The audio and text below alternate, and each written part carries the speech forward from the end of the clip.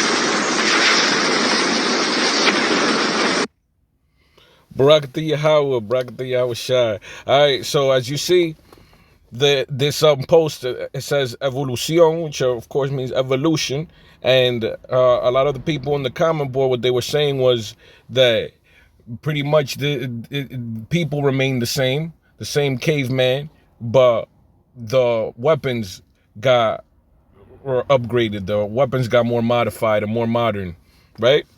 Okay, so that it inspired this lesson because, as you see in the illustration, who knows if it had a woke artist or not, but somebody that really knew, all right, you saw it's very graphic, right? Since the beginning, it's very well put together, showing how since the opening scene there was one caveman with gold in his hand, and then the other one that tried to take it from him.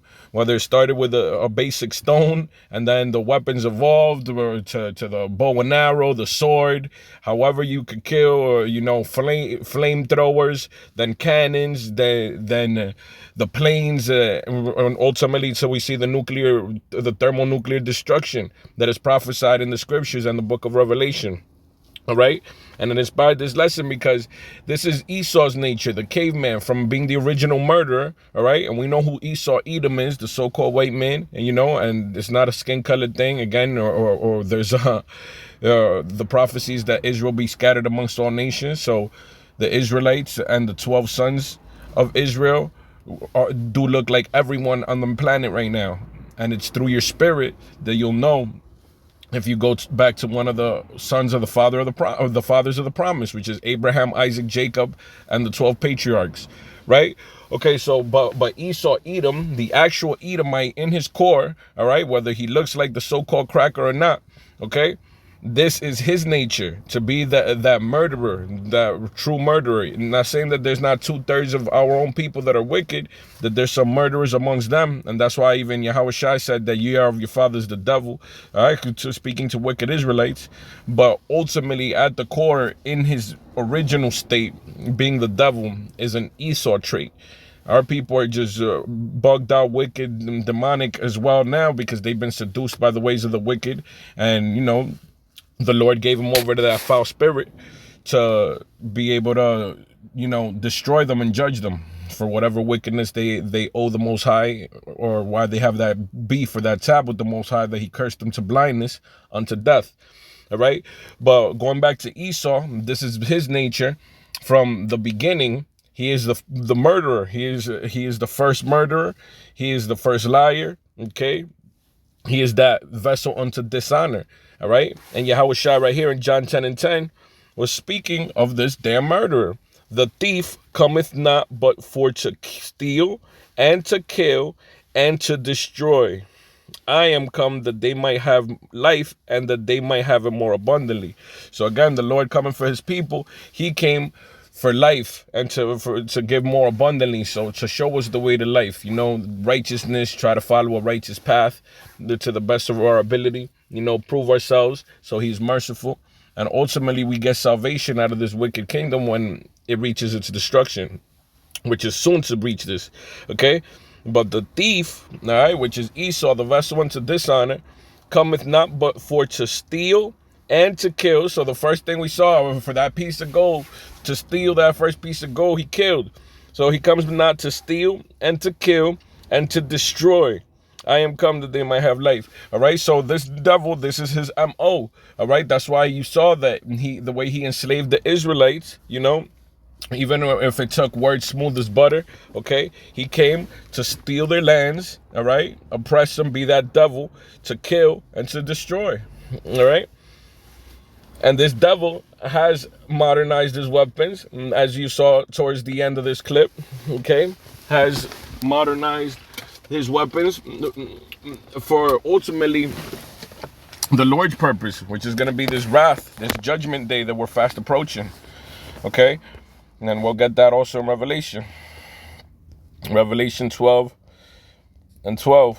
We'll be quick with these lessons as quick as possible. So we'll just get a few precepts when we get the point. Revelation 12 and 12. Therefore rejoice, ye heavens, and ye that dwell in them. All these levels from land, air, sea. Okay. All these heavens, all these levels.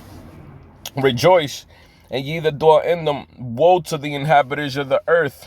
Okay. Woe meaning destruction. Woe to the inhabitants of the earth and of the sea. For the devil is come down unto you having great wrath, because he knoweth that he hath but a short time. So this devil is going to come down with great wrath.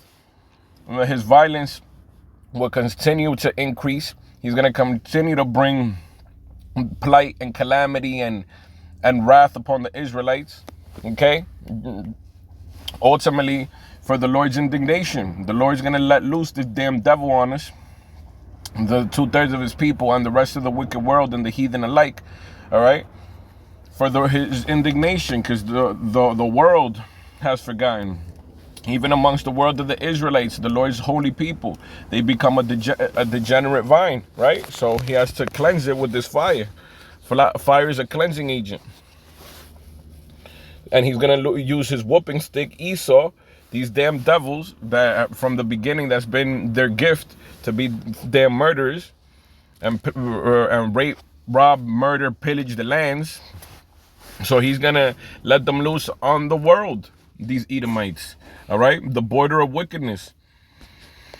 And then he's going to come and finish it off. Esau's going to be the tenderizer, but then the Lord's going to cap it off. And then he's going to cap Esau off too. All right. So these devils, knowing that they have a short time, the elites, the international bankers, the ones that really run the world, that are awake to the biblical prophecies, because they're watching the prophets and the apostles. Okay. They know that their time is short and it's at an end. So they're going to plan to push that button for the war of Armageddon. They're going to plan to bring calamity on the streets and anarchy to bring in their new world order, where they could fulfill their God fetish, their God complex that they want to fulfill, that they are the Most High. Okay? And brand everybody with that CHIP. Okay? That's why he's modernizing these weapons. That's why this sword that was given to him, the blessing that Isaac gave Esau, all right, is so he has this sword to control the fats of the earth, all right, but he's not meant to rule forever. So the Lord's gonna use that damn sword against him. He that liveth by the sword die by the sword. So Esau's gonna die by his own sword, like we saw in this clip. All right. What else could we jump onto? Armory.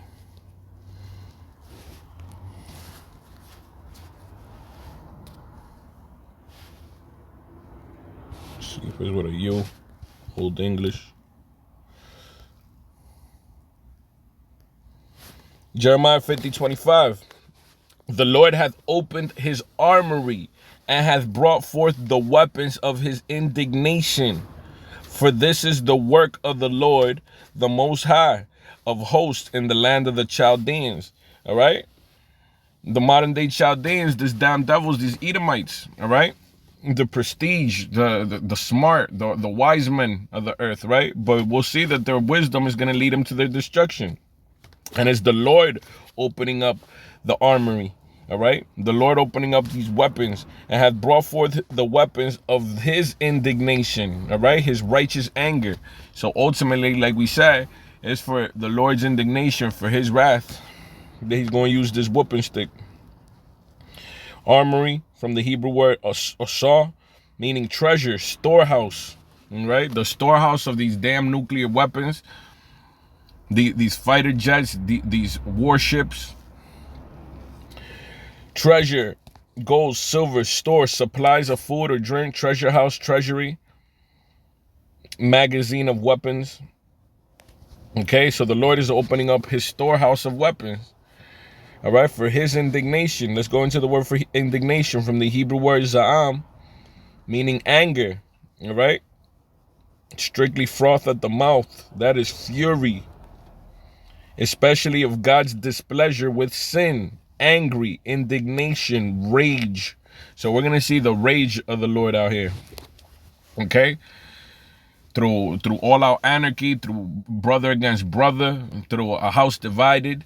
All right, because the Lord has a beef, an indignation with the inhabitants of the earth, and that's why it's so precious to try to go for being the elect to the best of our ability. All right, because that's the only chance that we have at mercy in the times of great calamity and the Lord's rage. That's how we'll be kept under the shadow of the Almighty, you know, under his protection, under his wing, when he lets all hell break loose out here, like we saw in this video. All right, so with that, I hope we made the point.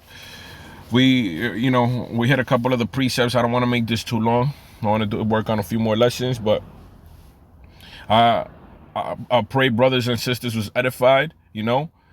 Look for the signs of the times, you know, the rumors of war, the CHIP fastly approaching, all right?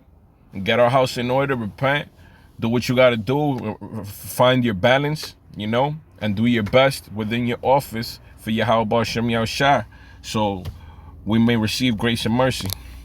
All right, so till next time, shalom. All honor, love, glory, and praise to Yahweh, Shem Yahushua. Shalom.